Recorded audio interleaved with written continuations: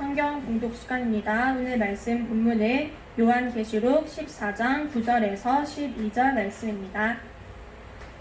요한계시록 14장 9절에서 12절 말씀을 한 절씩 교독하겠습니다.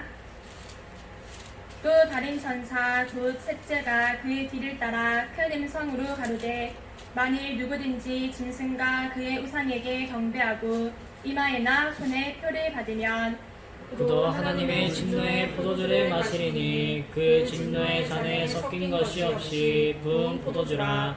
거룩한 천사들 앞과 어린 양 앞에서 불과 유황으로 고난을 받으리니 그 고난의 연기가 세세토록 올라가리로다. 짐승과 그의 우상에게 경배하고 그 이름의 표를 받는 자는 누구든지 밤낮 쉼을 얻지 못하리라 하더라. 성도들의 인내가 여기 있나니 저희는 하나님의 계명과 예수 믿음을 지키는 자니라. 아멘. 예, 오늘은 3계급의 우상이라는 제목으로 하나님 말씀을 전하겠습니다. 기도드리고 말씀 전하겠습니다. 하나님 아버지를 감사드립니다. 지난주에 이어서 오늘도 저희들에게 3계급의 우상을 가르쳐 주신 감사드립니다. 하나님 아버지, 저희가 이 말씀을 잘 듣고 우리 속에 교묘하게 숨어있는 그 모든 우상을 다 발견해내어 이것들을 다 물리치고 오로지 하나님 한 분만을 섬겨 영영한 복을 받는 저희들 되게 하여 주시옵소서. 예수님의 이름으로 기도드립니다. 아멘. 네, 오늘 말씀의 제목은 3계급의 우상입니다. 우리는 우상을 섬기는 죄를 저지르지 않아야 합니다. 10계명의 제2계명에 보면은 이런 우상들을 만들지도 말고 절하지 말고 섬기지 말라고 하였습니다. 우리는 하나님의 명령을 따라서 우상을 섬기지 않아야 합니다. 히브리서 4장 12절에 보면은 하나님의 말씀은 살았고 운동력이 있어 좌우에 날선 어떤 검보다도 예리하여 혼과 영과 및 관절과 골수를 찔러 쪼개기까지 하며 하였습니다. 혼과 영과 및 관절과 골수를 찔러 쪼개기까지 한다고 하였습니다. 이렇게 깊은 곳에까지 마귀와 제왕과 또 우상을 섬기는 그러한 것들이 교묘하게 붙어 있습니다. 우리는 하나님의 말씀으로, 하나님의 예리한 말씀으로 이러한 우상들을 다 끊어내야 합니다. 여러 가지 죄가 있지만 우상을 섬기는 그 죄를 하나님이 극히 더 싫어하십니다. 우상을 섬기는 죄는 하나님을 극히 노엽게 하는 것이고 또 하나님의 계명을 어기는 것일 뿐만이 아니라 또 우상을 섬기는 것은 극히 어리석은 일이고 자신과 남을 속이는 일이고 자신을 천박하게 만드는 것이고 또 인간의 본성을 망가뜨리는 것이고 자기의 영혼을 악마에게 팔아버리는 것이고 또 우상 섬기는 것은 남에게 종노릇하는 것이고 헛된 것에 종노릇하는 것이고 우상을 섬기는 그 모든 행위는 아무런 효험이 없을 뿐만이 아니라 도리어 저주와 화를 부르게 됩니다. 우상을 섬기는 것은 아주 어리석은 일입니다. 초급의 우상에서는 이게 비교적 쉽게 구분이 됩니다. 예전에는 동네마다 동네를 지켜주는 나무 같은 것들이 있어서 그 나무에 절을 하고 또 때를 맞춰서 제사를 드리고 그런 일들이 많이 있었습니다. 그리고 또 예전에는 뱀을 두려워하고 호랑이를 두려워하고 그래서 그 동물을 섬기는 일들도 많이 있었습니다. 그런데 요즘에는 그러한 것들이 어리석은 일이라는 것을 우리가 다 알고 있습니다. 초급의 우상에서는 이것이 비교적 쉽게 구분이 됩니다. 그런데 이렇게 눈에 드러나게 나와 있는 것을 우리가 비교를 하고 또 구분을 잘 하는데 조금만 이 우상이 교묘하게 숨어들어도 우리가 그것을 잘 구분하지를 못하고 우상을 섬기고 종노릇을 하는 수가 많이 있습니다.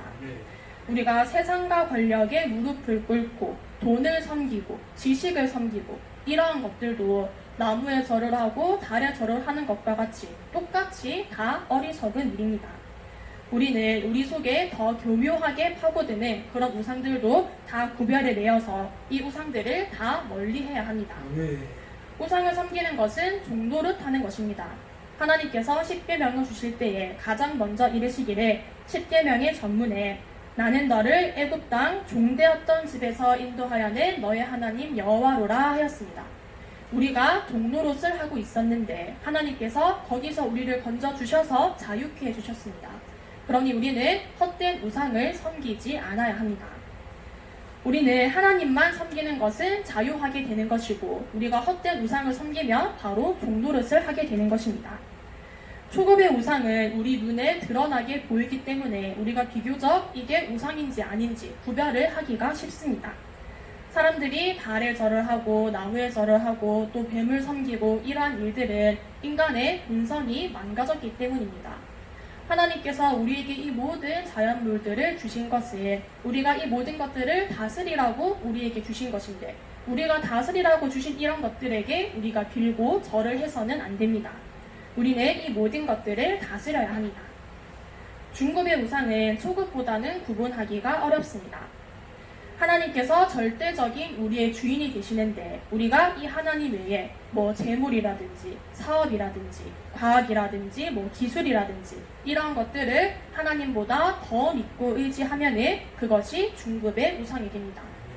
또 무엇이라도 우리가 그것을 하나님보다 더 많이 사랑하면 그것 또한 우상이 됩니다.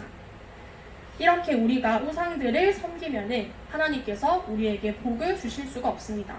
만약에 하나님께서 어떤 사람의 사업에 굉장히 많이 복을 주셨는데 사업이 잘 됐더니 이 사람이 사업만 돌보고 하나님은 내팽개친다. 그러면은 하나님께서 그에게 다시 복을 주시겠습니까? 아마도 주셨던 그 복도 마저 가져가 버리실 것입니다. 하나님께서 복을 아무리 많이 주셔도 끝까지 하나님만 섬기는 것이 잘하는 것입니다.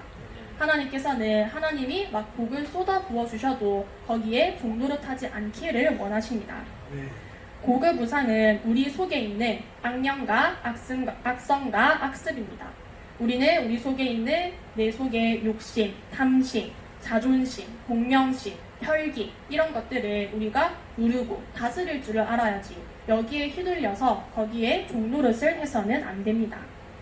우리는 3계급의 우상을 깨닫고 이것을 경계하여서 이러한 우상들을 만들지도 말고 또 절하지도 섬기지도 않아야 합니다.